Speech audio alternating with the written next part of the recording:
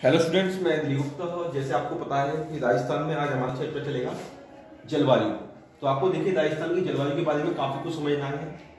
मैंने आपके सामने राजस्थान का मैप बना रखा है और जिसमें आप देख सकते हैं कि राजस्थान की जो स्थिति है ना, वो 23 डिग्री 3 मिनट से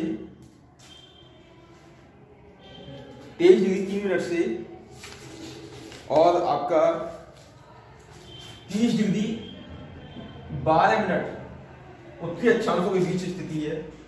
और जो कर्क रेखा है वो राजस्थान के दक्षिण से होकर के गुजरती है। तो इस स्थिति के अनुसार हम जो है राजस्थान की जलवायु का अध्ययन करेंगे।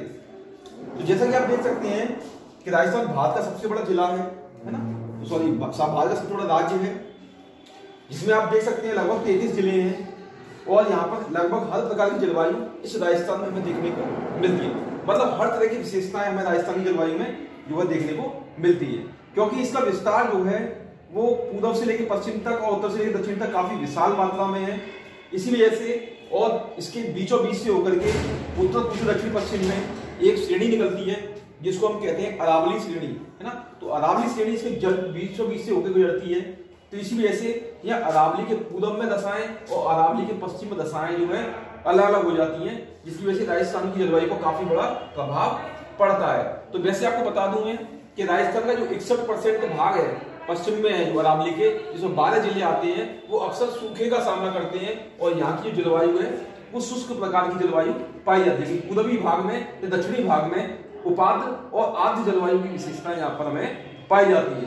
जो पश्चिम जिले हैं इसके, उनमें अक्सर शुष्क दशाएं हैं, है ना, और कभी कभी तो यहाँ पर वर्षा नहीं होती, जिसमें से अकाल की स्थिति उत्पन्न हो जाती है। हालांकि यहाँ पश्चिम में जो है इंदिरा गांधी नहर के आ जाने से अब काफी कुछ मात्रा में जो है जलवायु संबंधी विषमता पर काबू पाने की कोशिश की जा रही है, परंतु फिर भी ये पश्चिमी जिले हैं वो काफी बड़ी मात्रा में शुष्क रह जाते हैं।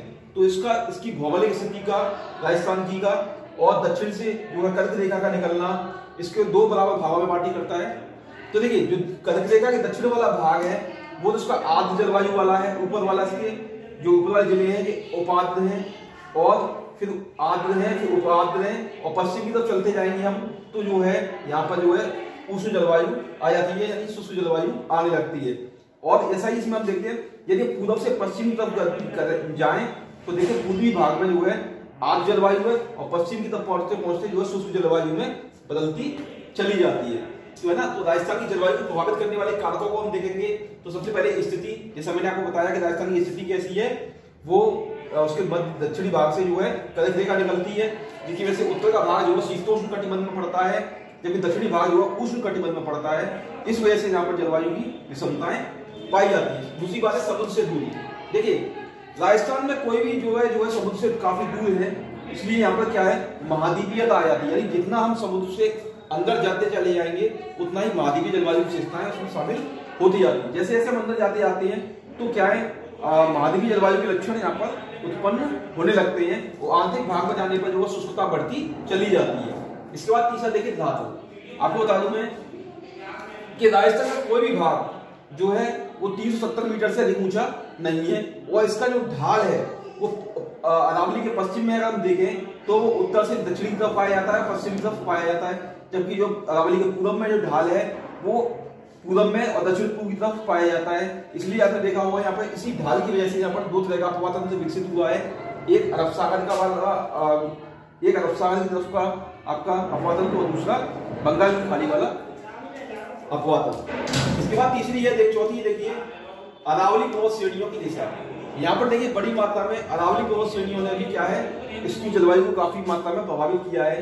तो जलवायु जो यहाँ पर अरावली श्रेणियां हैं वो इसके उत्तर पूर्व भाग में आपके दिल्ली से लगा करके, दिल्ली सीमा के पास से लगा करके और पश्चिम में गुजरात तक, पालमपुर तक फैली हुई है।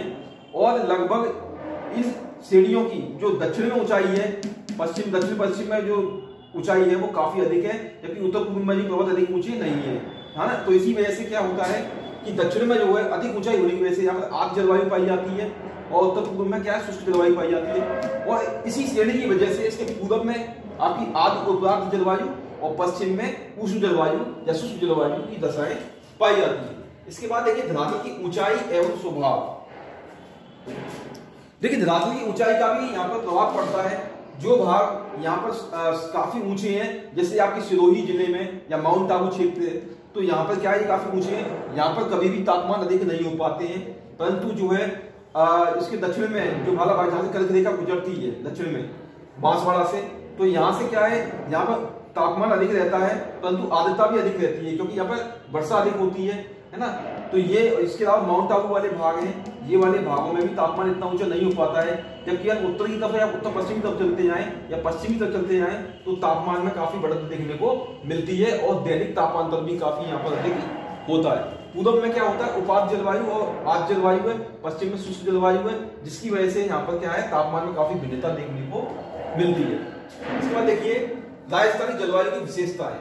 तो सबसे पहली बात है यहाँ पर भिन्न जलवायु प्रदेश। देखिए राजस्थान में जो है भिन्न भिन्न प्रकार की जलवायु पाई जाती है, जैसा पहले बता चुका हूँ कि दक्षिणी भाग में आर्द्र जलवायु, उसको थोड़ा उत्तर में उपार्द्र जलवायु, फिर शीतोष्ण जलवायु, और फिर पश्चिम में शुष्क जलवायु की विशेषताएं यहाँ पर पाई जाती है। तो विभिन्न प्रकार की जलवायु यहाँ पर विकसित हुई है।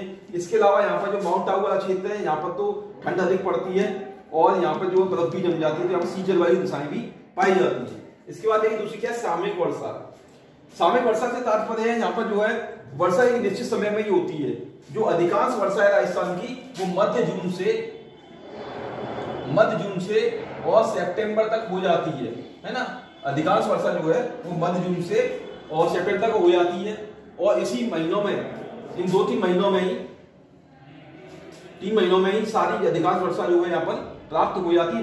लगभग 80 से 90% वर्षा इसी महीनों में प्राप्त हो जाती है। इसके अलावा 10% वर्षा जो है वो पश्चिमी विक्षोभों के द्वारा यहाँ प्रवेश करने के द्वारा भी प्राप्त होती है। इसके बाद देखिए तीसरी है अपर्याप्त वर्षा। यहाँ पर देखिए वर्षा की जो मात्रा है वो दक्षिण के प्रदेशों में अधिक होती है, और जैसे जैसे हम उत्तर की तरफ बढ़ते जाते हैं या पश्चिम तरफ बढ़ते जाते हैं तो वर्षा की मात्रा में कमी आती जाती है ना। और जो 50 सेंटीमीटर की समवर्षा रेखा का जो अरावली के सहारे पश्चिम में जो रेखा गई है, उसके पश्चिम में अगर जाते जाएं तो शुष्क जलवायु दिशाएं और तेजी से बढ़ती चली जाती है। पूर्व में क्या है, यहाँ पर थोड़ी आर्द्र जलवायु, उपात जलवायु है, और दक्षिण में यहाँ पर अधिकतम वर्षा होती है ये वाले क्षेत्र में, तो यहाँ पर आर्द्र जलवायु की दशाएं जो है पाई जाती है। इसके बाद देखिए वर्षा की अनिश्चितता, है ना। देखिए वर्षा की अनिश्चितता क्यों है कि कभी तो वर्षा जो है यहाँ पर जून में ही प्रारंभ हो जाती है और अधिकांश वर्षा जुलाई में हो जाती है। कभी कभी क्या होती है, यहाँ पर जो है वर्षा सितंबर तक नहीं होती है, सितंबर तक यहाँ पर वर्षा ही नहीं होती। कभी कभी पूरा जुलाई खाली निकल जाता है, अगस्त में वर्षा होती है। तो अनिश्चित है वर्षा यहाँ पर, है ना। मतलब कभी किसी महीने में वर्षा हो जाती है, कभी वर्षा होती ही नहीं है, तो अनिश्चित है।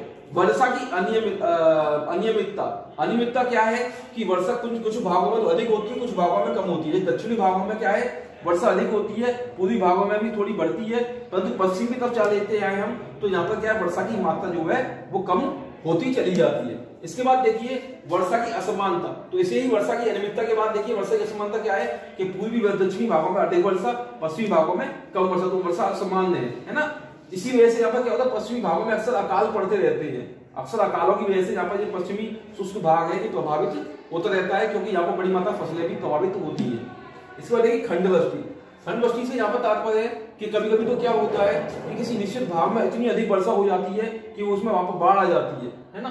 और किसी निश्चित एक गांव में वर्षा आ गई, काफी वो गांव पूरा डूब गया, है ना, बाकी सब जिले से उसके पड़े हुए हैं, तो इसे ही खंडवृष्टि कहते हैं। एक निश्चित भाग में अधिकांश वर्षा का होना। अतिवृष्टि, यहाँ देखिए कुछ भागों में तो अतिवृष्टि होती है, दक्षिणी भाग है और दक्षिणी पूर्वी भाग है, यहाँ पर अतिवृष्टि होती है, लेकिन पश्चिम की तरफ जो वर्षा की मात्रा कम होती है। देखिए कभी कभी क्या होता है, इस अतिवृष्टि होने से क्या है या मरुस्थल में बाढ़ आ जाती है।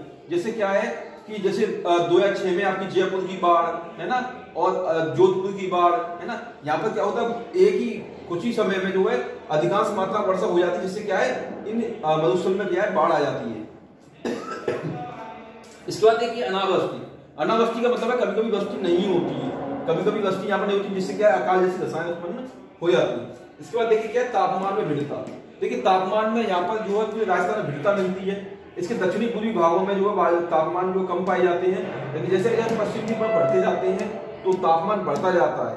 अमूमन यहाँ पर हम पश्चिमी जिलों को देखें, जो पश्चिम के 12 जिले हैं, जो इसका 61% भाग जो है निर्धारित करते हैं, जो कि शुष्क में आता है, शुष्क क्षेत्र के अंतर्गत आता है।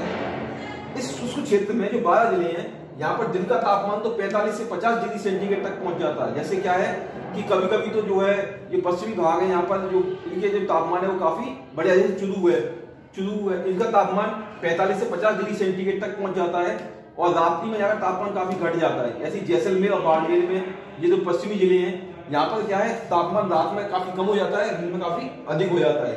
तो इसमें तापमान में भिन्नता पाई जाती है ना। इसमें देखिए आर्द्रता में अंतर, आर्द्रता में भी देखिए यहाँ पर अंतर पाया जाता है।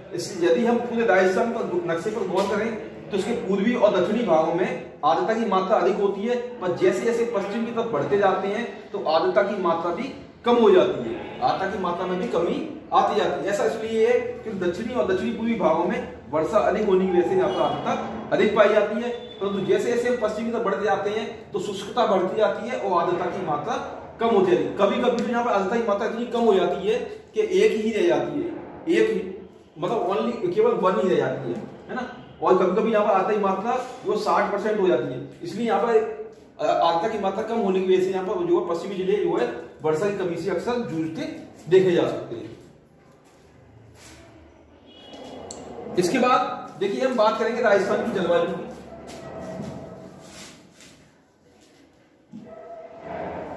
तो इसको हम कल देखेंगे, आज के लिए इतना ही। ठीक है।